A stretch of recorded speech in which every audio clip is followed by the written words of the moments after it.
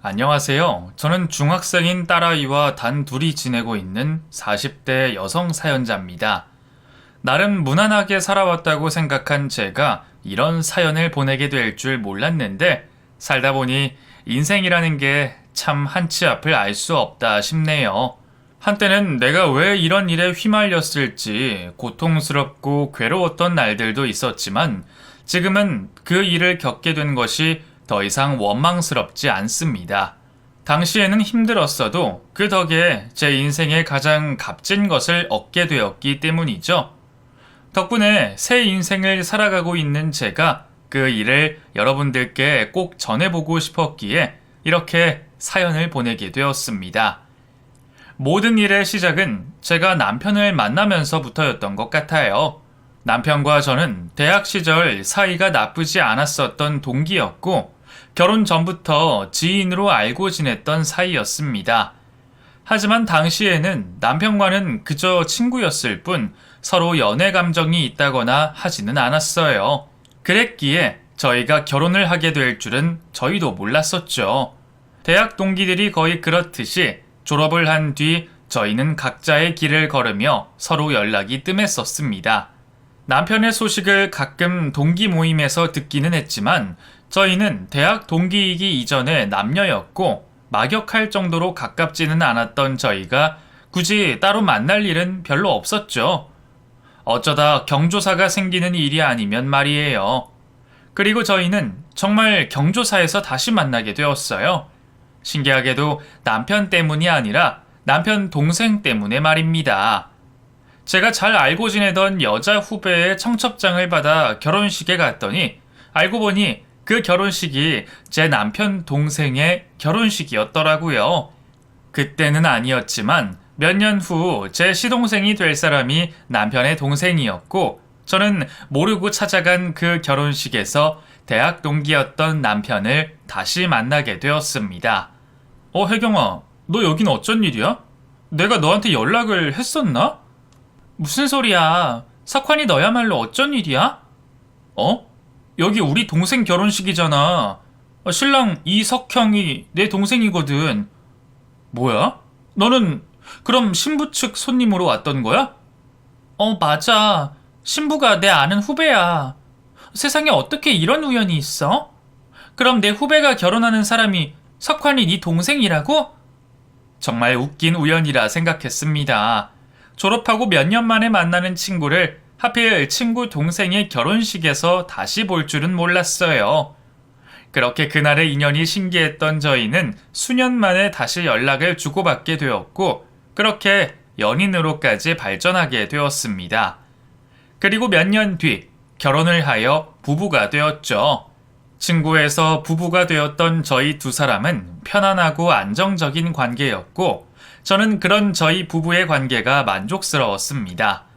사실 저희는 30이 넘어 만났기에 연애도 결혼도 당시로는 늦은 편이었습니다. 남편은 동생이 먼저 결혼할 동안 싱글이었고 저도 일하기 바빠서 결혼 생각도 하지 못했었죠. 그래서 둘 다 결혼이 보통보다 늦었던 탓에 저희는 결혼을 하고 하루빨리 아이를 가지려 했습니다. 부모님들이 성화시기도 했고 그 사이 먼저 결혼한 동서가 자녀를 둘이나 낳고 이미 시조카들이 많이 자란 탓에 더 미루는 것도 이상하다 싶었거든요. 그렇게 아이를 갖기 위해 노력했지만 기대와 달리 임신이 쉽지 않았습니다. 제가 교만했던 건지 그동안은 일하기 바빠서 가지고 싶으면 아이는 금방 가질 수 있을 거라 생각했는데 막상 결혼을 하고 아이를 얻으려 하니 저희가 난임이라더라고요. 막막하고 힘들었습니다. 남편이나 저나 보채고 다그치는 성격은 아니었던지라 처음에는 차분히 기다리며 노력해보려 했지만 그것도 한두 번이지 몇 년이 지나가고 세월이 흐르니 그런 노력들도 모두 힘에 부치고 지쳐갈 수밖에 없었어요. 도저히 자연 임신을 바라기는 어렵겠다는 생각에 큰돈 들여 시험관까지 시도해봤지만 결국 유산으로 아이를 잃고 나며 그마저도 완전히 포기하게 되었죠. 그래도 남편과 저는 서로를 위로하며 서로를 탓하지 않았습니다.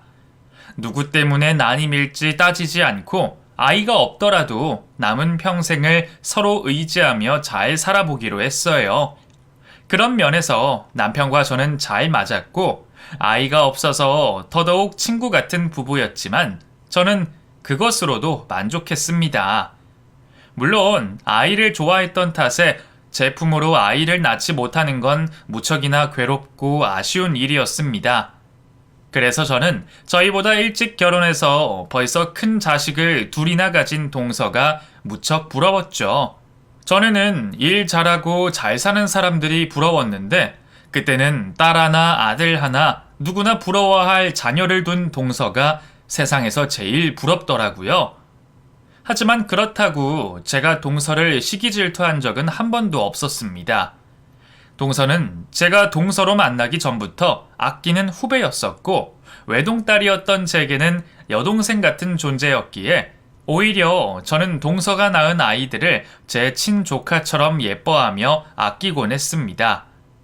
매번 때마다 철마다 새 옷 사다 입히고 선물들을 챙겨서 그런지 조카들도 저를 잘 따르곤 했고 덕분에 저는 자식이 없지만 조카들을 보는 것만으로 만족할 수 있었어요. 그 중에서도 제가 큰 조카 딸을 참 예뻐했죠. 나도 하나만 낳아야 한다면 딸을 갖고 싶었는데 그래서 딸아이가 예쁘더라고요. 그런데 그랬던 아이가 어느 날 백혈병에 걸리게 되었습니다.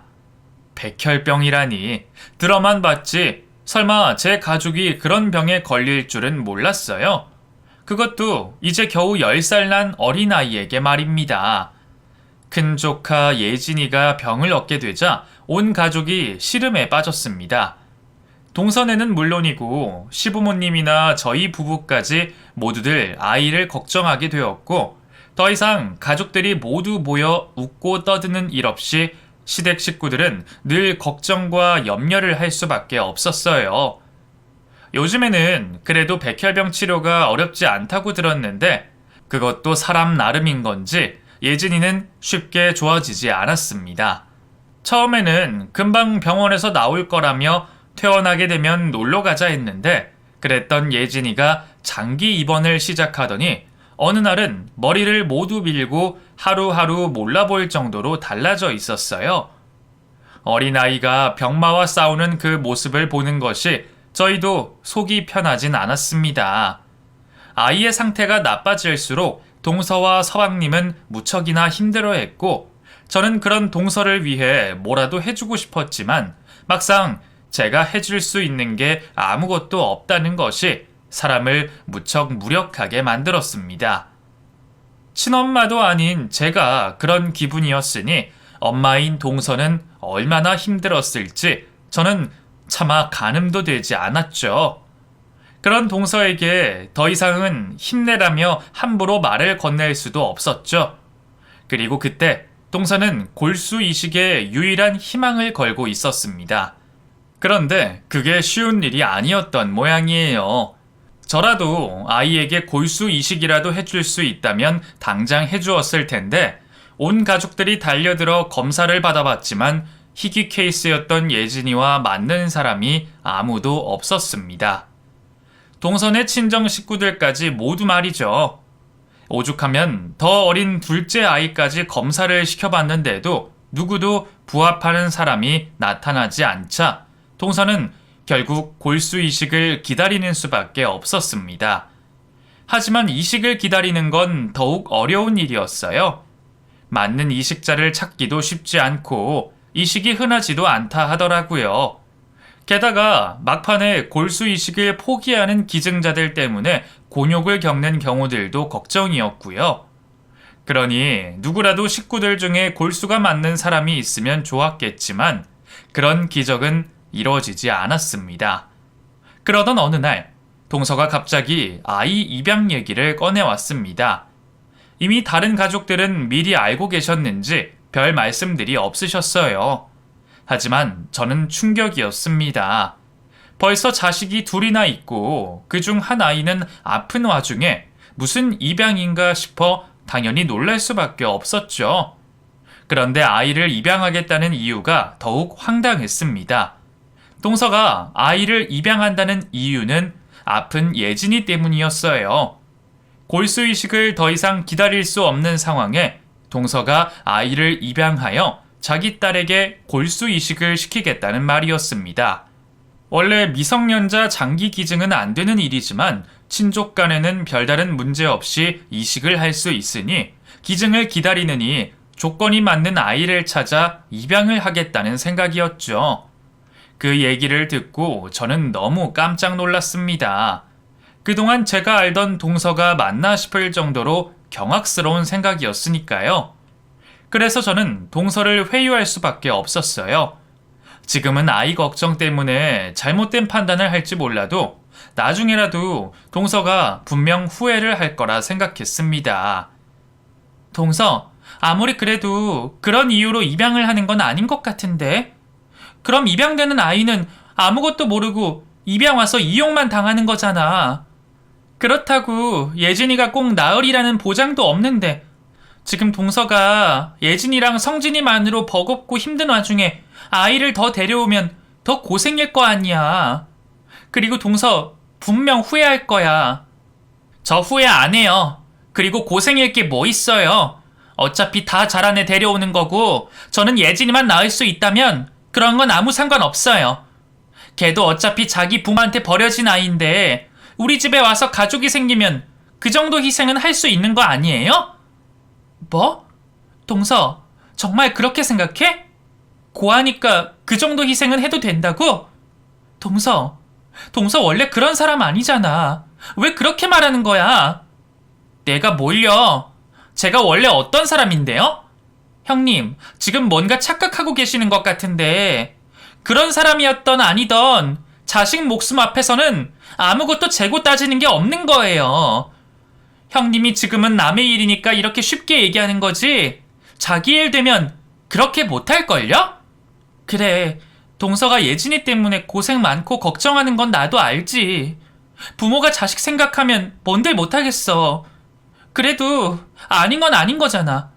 동서가 예진이 걱정하고 아끼는 것처럼 입양할 애도 누군가한테는 소중한 자식이 될 수 있는 건데 동서가 그런 목적으로 아이를 데려오면 아이는 누군가에게 조건 없이 사랑받고 길러질 기회를 박탈당하는 거잖아. 예진이가 그런 입장이 된다고 바꿔서 생각해봐. 형님, 지금 무슨 소리를 하시는 거예요? 부모가 버린 애랑 우리 예진이랑 어떻게 비교가 돼요? 형님, 제발 괜한 오지랖 부리지 좀 마세요. 애가 없으니 뭘 모르나 본데 세상에 내 자식이랑 비교할 수 있는 건 아무것도 없어요. 내 자식만 살 수 있으면 나는 뭐라도 할 수 있다고요. 이건 정말 아니지 않나 싶은 생각에 저는 끝까지 동서를 설득해 보려 했지만 이미 확고한 동서를 설득할 수가 없었습니다. 심지어 다른 가족들마저 동조하는 바람에 혼자인 저의 얘기는 별 의미가 없었죠. 아니, 당신이 뭐하러 참견이야. 아니, 석현이랑 재수씨도 오죽하면 그러겠어? 애 살릴 수 있다면 뭐든 해봐야지. 아니, 그렇다고 입양 후 내가 골수 좀 내준다고 죽는 것도 아니고 걔도 입양돼서 부모 생기면 좋은 거지. 아니, 덕분에 예진이도 살고 걔도 가족 생기면 다 좋은 거 아니야? 그래, 석환이 말이 맞다. 근데 네가 자식이 없어서 모르나 본데 원래 부모는 그러는 거야. 솔직히 우리는 네가 유난이다 싶구나. 언제는 예진이 예쁘다면서 챙길 때는 언제고 결국 남의 자식이란 남일처럼 얘기하는 거니? 결국 저는 더 이상 말을 할 수 없었고 동서와 서방님은 계획대로 예진이와 혈액형이 일치하고 골수 이식 확률이 높은 아이를 입양해 왔습니다. 물론 아이에게는 모든 것이 비밀이었지만 말이에요. 동서는 그 아이만 데려오면 예진이가 이식을 받을 수 있을 거라며 무척이나 들떠 보였어요. 그렇게 아무것도 모르고 동서네 집에 입양을 오게 된 아이는 예진이보다 겨우 1살 어린 11살짜리 지윤이었습니다. 그런데도 유난히 작아 보이는 아이였어요. 그런 지윤이의 첫인상은 부모에게 버려졌다기에는 너무나 예쁘고 마음이 깊은 아이였죠. 모든 아이들이 착하고 순수할 거라 해도 지윤이는 남달라 보였습니다. 제가 지훈이의 사정을 알고 있어서 죄책감에 그랬는지 모르겠지만 저는 지훈이를 처음 봤을 때부터 유난히 눈길이 갔어요. 모두가 그 아이에게 관심이 없고 양부모까지 무관심하더라도 그럴수록 저 하나라도 아이에게 신경을 써야겠다 생각할 수밖에 없었습니다. 아니나 다를까 지훈이는 입양이 되었고 가족이 생겼지만 식구들 중 그 누구도 지훈이를 신경 쓰지 않았습니다. 아이에게 방을 만들어 주지도 않아서 창고방을 내어준 걸 보면 제가 미안하고 가슴이 아플 정도였죠. 동서, 그래도 애 방 정도는 있어야지. 정리도 안 된 창고방에 이불 하나 펴주는 게 뭐야. 지금 방이 남는 게 없어서 그래요. 그렇다고 이 와중에 당장 이사를 갈 수도 없잖아요. 차라리 예진이 방이라도 같이 쓰라 그러지. 어차피 예진이 병원에 있어서 그 방 비워 있잖아. 형님, 말 좀 가려서 하세요. 그럼 걔한테 저희 예진이 걸 내어주라는 말이에요? 그건 아니죠. 형님도 우리 예진이 예뻐할 땐 언제고 이제 와서 걔한테 마음이 가세요? 제발 오지랖 좀 그만 부려요. 사람 짜증나니까. 애초에 걔는 우리 예진이 도우러 온 애지 우리 예진이 대신할 애가 아니라고요. 아이가 불쌍해서 대신 나선 제가 아이 대신 그런 얘기까지 듣고 나니 저는 그 아이가 더 마음 쓰일 수밖에 없었습니다. 어쩌면 더 좋은 집에 입양되어 충분히 사랑받고 자랄 수 있었을 텐데 그렇게 이용만 당하는 게 안타까웠어요. 그래서 저는 어쩔 수 없이 신경 쓰이는 그 아이를 동서 대신에 챙길 수밖에 없었습니다. 요즘 애들 다 가지고 있는 핸드폰도 없다는 얘기에 제가 급히 쓰던 구형 핸드폰을 만들어주고 필요할 때마다 연락을 하라 알려주었어요. 물론 아이는 제게 부담을 줄까 싶었는지 한 번도 그냥 연락한 적은 없었지만 처음 생긴 핸드폰을 들고 좋아하는 아이 모습에 저도 기뻤습니다. 핸드폰 좋아? 예, 저 핸드폰 처음 가져봐요. 학교 가면 애들이 들고 다니는 거 봤는데 저는 보육원에서 자라서 못 가져봤거든요. 그래? 근데 쓰던 걸 줘서 미안하네. 아니에요. 이것도 엄청 좋아요. 새 거 같은데요? 그럼 큰엄마가 지훈이 중학생 되면 새 핸드폰 사줄게. 약속할게. 그렇게 제가 지훈이와 가까워지고 지훈이가 그 집에서 익숙해질 동안 예진이는 골수이식을 받지 못할 정도로 상태가 나빠지고 있었습니다. 오로지 예진이 때문에 생각도 없는 아이를 입양까지 하면서 고생했던 동서였는데 정작 예진이가 이식도 할 수 없는 상황이 되자 동서는 점점 희망을 잃으며 무척 힘들어했어요. 저도 그런 동서를 위로하며 안부를 건넸지만 동서는 그런 저의 성의를 받아주지 않았습니다. 언제부턴가 저를 쌀쌀맞게 대하는 것이 아무래도 지훈이를 입양할 때 제게 기분이 단단히 상했나 보다며 저는 힘들어하는 동서를 그냥 이해할 수밖에 없었죠. 그렇게 온 가족이 예진이가 다시 일어나기를 간절히 소망하며 기도했지만 예진이는 다시 일어나지 못했습니다. 그리고 결국 골수 이식도 받지 못하고 몇 달 뒤 급작스러운 상태 악화로 너무 이르게 세상을 떠나고 말았죠. 조카 딸의 갑작스러운 죽음에 온 식구들이 많이 힘들 수밖에 없었어요. 저희와 시부모님은 당연했고 동서와 서방님이 정말 힘들어했습니다.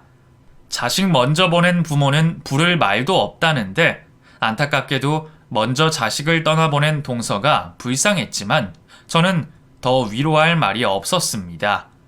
내가 무슨 말을 한들 동서의 마음이 가벼워지겠냐며 저는 그저 동서와 함께 울어주는 수밖에 없었죠.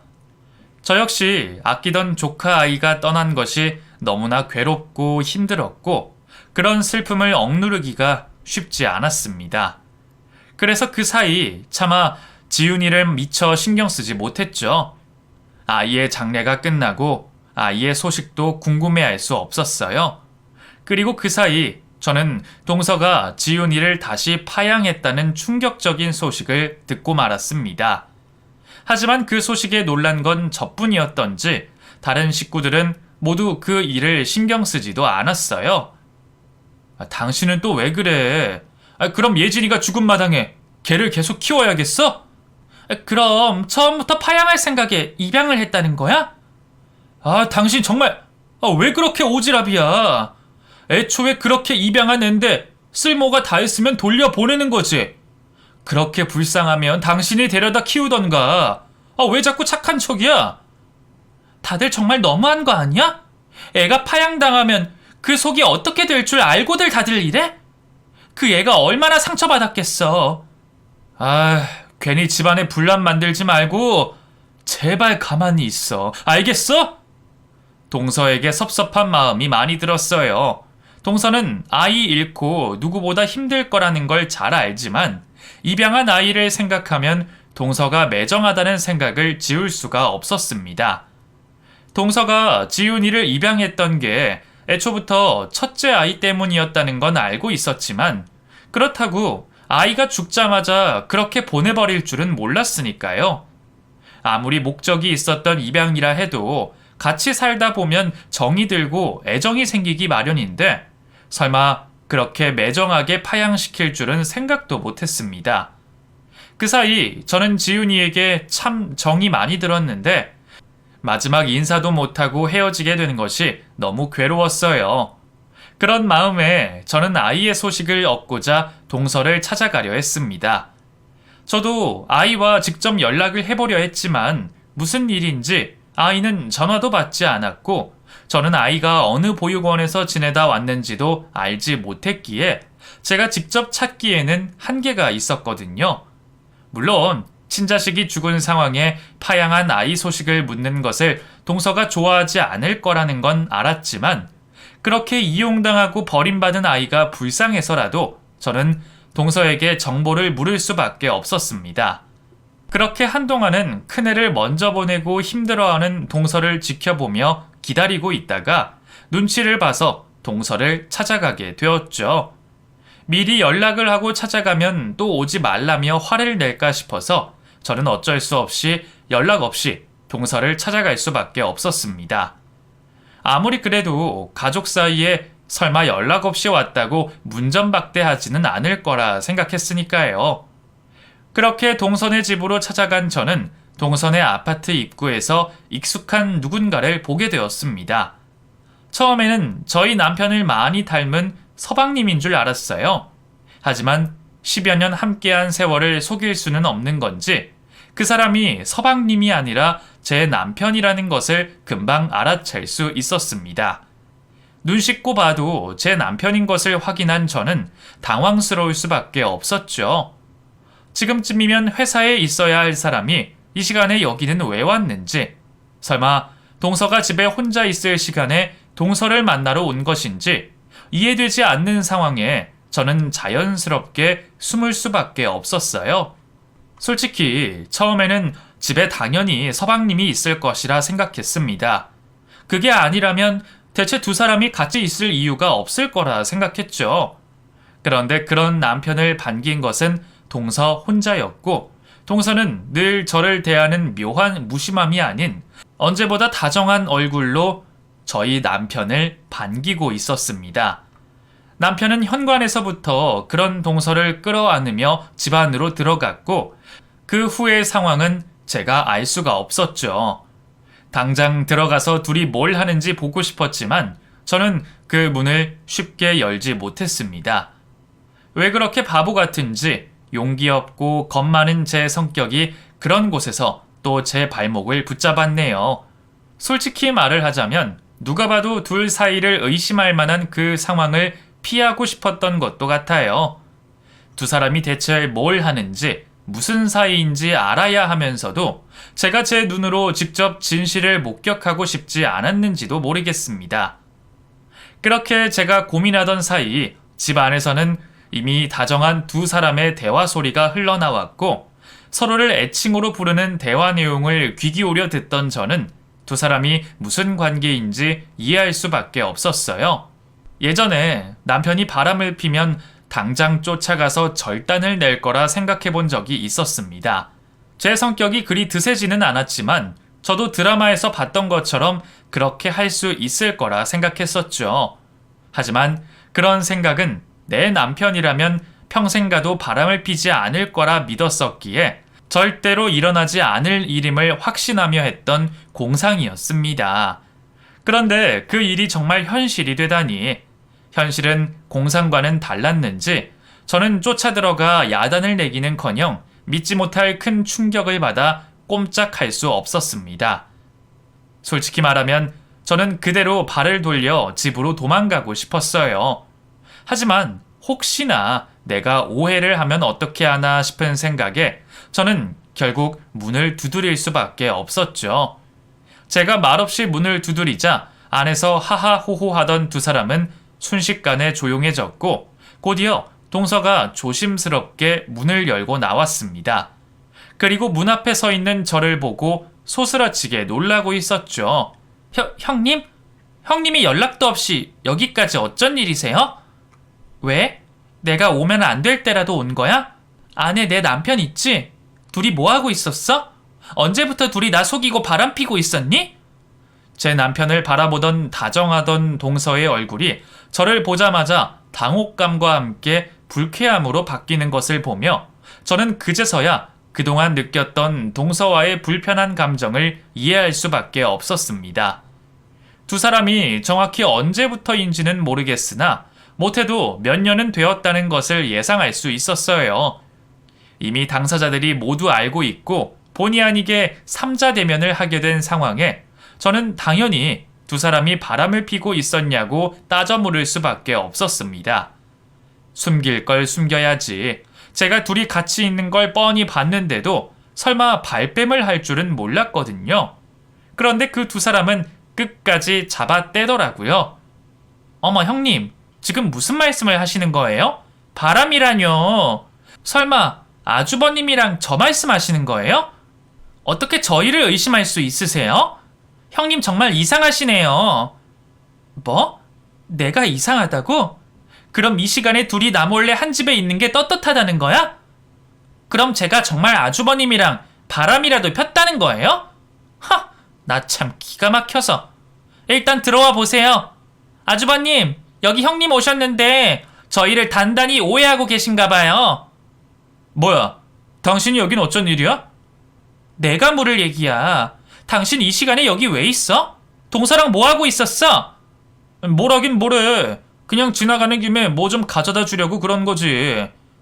그걸 굳이 동서 혼자 있는 시간에 와서? 나 이미 다 들었어. 안에서 둘이 애칭 부르면서 다정하게 대화하고 있던데 그게 그냥 재수씨랑 할 얘기야? 아니 이 사람이 지금 뭐라 그러는 거야? 애칭은 무슨 애칭? 그냥 별명 좀 부른 거지. 그 정도 장난 좀 친 거 가지고 뭘 그래? 그리고 가족끼리 대화도 못하냐? 장난도 못 쳐? 당신은 내가 바보 같아? 그냥 장난이라고? 그런 변명이 통할 거라고 생각하는 거야?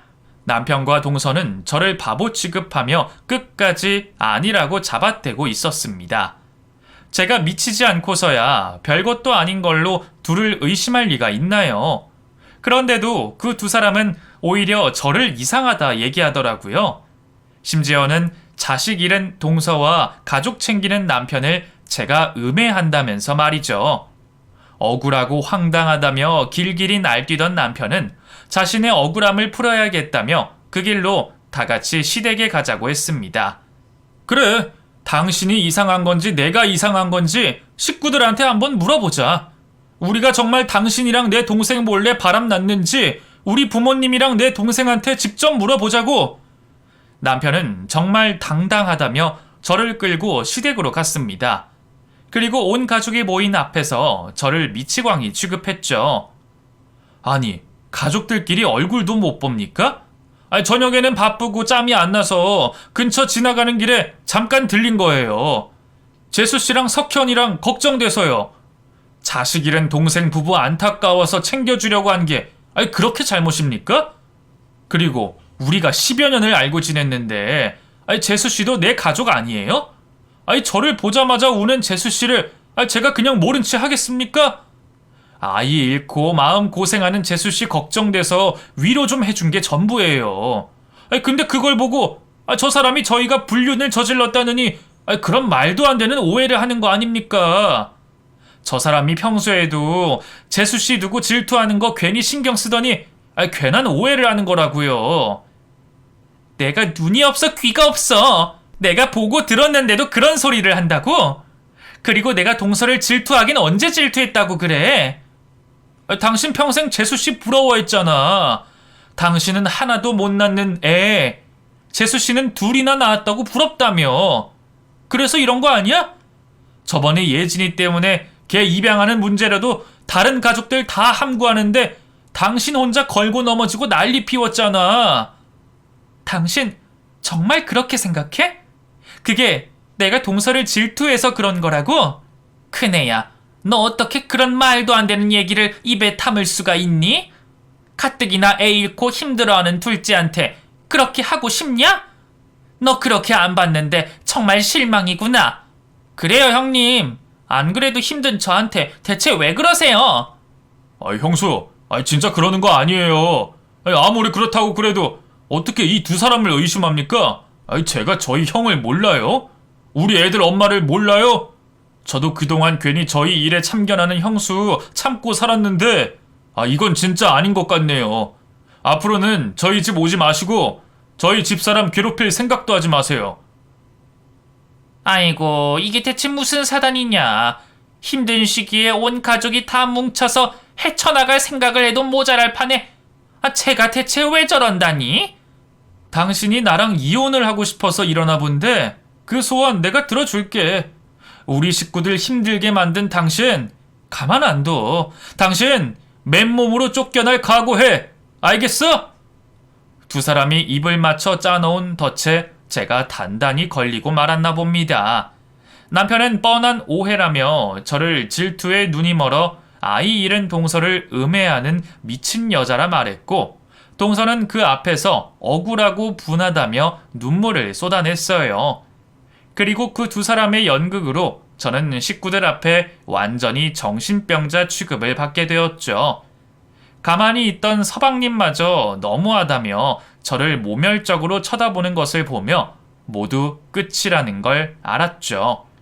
결국 저는 그 길로 남편에게 이혼 통보를 받으며 쫓겨났고 갈 곳 없는 낙동강 오리알 신세가 되었습니다. 당장 짐 챙겨서 나가고 우리 이혼할 때까지 따로 살아. 남편이랑 남편 동생 와이프를 불륜으로 엮었을 때는 그 정도 각오는 했었겠지? 뭐? 지금 당신이 나한테 이혼하자 소리를 하는 거야? 당신이 나가야지 왜 내가 나가? 바람핀 건 당신이잖아. 증거 있어? 증거도 없으면서 어디서 헛소리 하는 거야? 나야말로 당신한테 정말 실망했다. 어디 가족끼리 그런 의심을 하고 가족들 앞에서 나를 쓰레기로 만들어? 우리 이혼은 전적으로 당신 책임이니까 행여나 재산 분할 받을 생각 말고 조용히 합의 이혼 도장 찍어. 이혼 소장 보낼 거니까 집 얻으면 연락하고. 남편은 끝까지 잘못이 없다며 당당하게 나왔고 이혼 사유가 제 잘못이라며 저를 쫓아내고 합의 이혼을 요구했습니다. 정말 분하고 억울했지만 그 순간 저는 아무것도 할 수 없었습니다. 내가 생각이 너무나 짧았구나. 그래도 10년 함께한 세월을 믿었건만 그 믿는 도끼에 발등이 찍혔구나 싶은 생각밖에 할 수 없었죠. 그래도 내 남편이고 내 가족이었던 사람이 하루아침에 그렇게 돌아설 줄은 정말 몰랐습니다. 너무 뻔뻔하게 안면몰수하고 떳떳하게 나오는 남편의 모습에 제 스스로도 내가 잘못 생각한 건가 고민해 볼 정도였으니까요. 이혼하는 건 당연한 일이고 어떻게든 소송을 준비하려 했던 저는 제가 그 집에 하루도 남편과 함께 있을 수 없다 싶어 집을 얻어 당장 나왔습니다. 안타깝게도 그 집이 남편 명의였으니 제가 나와야죠. 어쩔 수 없었죠. 그렇게 원룸을 얻어 급히 이사를 한 저는 쌓여있는 짐들을 쳐다보며 허망하게 있었습니다. 변호사를 알아보고 다니고 이혼을 준비하려 했지만 당장 제 상황에 남편의 외도 증거가 없으니 아무것도 할 수 있는 일이 없었어요. 일을 저지르지 말고 차분하고 침착하게 증거 수집부터 했어야 했는데 저도 그런 일이 처음이라서 바보같이 그러질 못했죠. 증거를 못 찾는다면 결국 모든 것을 뺏기고 이혼당할 위기에 처한 저는 하염없이 눈물밖에 나오지 않았습니다. 이럴 줄 알았더라면 그날 차라리 동서를 찾아가지 말 것을 그랬다며 늦은 후회밖에 없었어요. 하지만 그 와중에도 계속 연락이 닿지 않는 지훈이 걱정이 앞섰죠. 이제 곧 중학교에 들어가야 하는데 보육원에서 아이를 잘 챙겨주실지, 학교 들어가면 새 핸드폰을 사주겠다고 약속한 것을 지키지도 못하게 되었다 생각하니 마음이 쓰렸습니다. 어쩌면 지금 제 상황이나 이용당하고 버림받은 그 아이나 너무 비슷한 상황이라 더 안타깝기도 했어요. 그렇게 제가 제 앞가림도 하지 못하면서 아이 걱정을 하고 있던 중 지훈이에게서 연락이 걸려왔습니다. 제가 전에 지훈이에게 만들어주었던 핸드폰 번호 그대로 말이죠. 큰엄마, 저 지훈이에요. 여보세요? 너 지훈이니? 정말 지훈이야? 파양된 지 몇 달 만에 연락이 닿은 지훈이는 울먹거리는 목소리로 저를 보고 싶다 말했습니다. 내내 혼자 외롭고 두려웠던 저도 그 말을 듣자마자 감정이 복받치는 듯 했죠. 그렇게 저는 오겠다는 지훈이를 말리지 않았고 지훈이는 보육원 교사님의 도움으로 제가 지내는 곳까지 찾아오게 되었습니다. 겨우 몇 달 떨어져 있었는데도 지훈이는 그새 자란 것처럼 보였어요. 하루하루 자라기 바쁠 나이에 아이가 버림받고 받았을 상처가 얼마나 컸을지 저는 그게 걱정이었습니다. 지훈아, 왜 진작 연락을 안 했어? 큰엄마가 지훈이 찾고 싶었는데 사정이 있었어. 큰엄마가 지훈이 먼저 못 찾아서 미안해? 아니에요. 저도 원래 연락 안 하려고 그랬는데 큰엄마가 자꾸 보고 싶어서 용기 내서 연락한 거예요. 저 오라고 해주셔서 감사해요, 큰엄마. 왜? 내가 설마 너 오지 말라고 그럴까봐? 세상에, 지훈아. 큰엄마도 지훈이 많이 보고 싶었어. 용기 내줘서 고마워. 양부모에게 한번 버림받은 아이가 제게 연락을 하기까지 얼마나 많은 용기가 필요했었을까요? 그 아이의 마음을 미처 다 헤아릴 수 없었던 저는 제가 보고 싶었다며 울며 안기는 아이를 그저 말없이 안아줄 수밖에 없었습니다. 그렇게 저희는 한참 눈물의 재회를 할 수밖에 없었고 저는 한참 만에야 아이의 안부를 물었습니다. 다행히 아이는 그 뒤에도 별탈 없이 잘 지내고 있었다고 했습니다. 하지만 그렇게 말하는 속은 말이 아니었겠죠.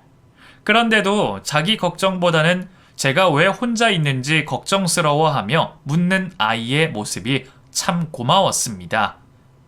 그런데 큰엄마, 왜 여기 혼자 계세요? 이사하셨어요? 큰아빠는 어디 계세요?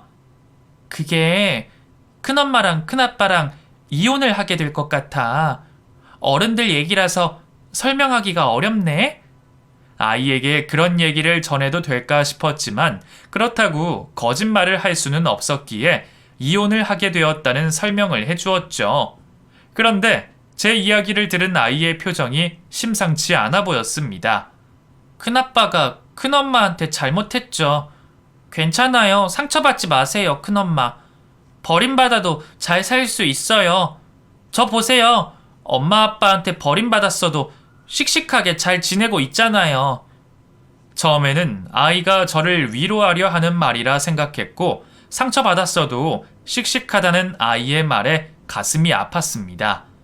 그런데 생각해보니 아이의 말이 조금 이상하게 느껴졌어요.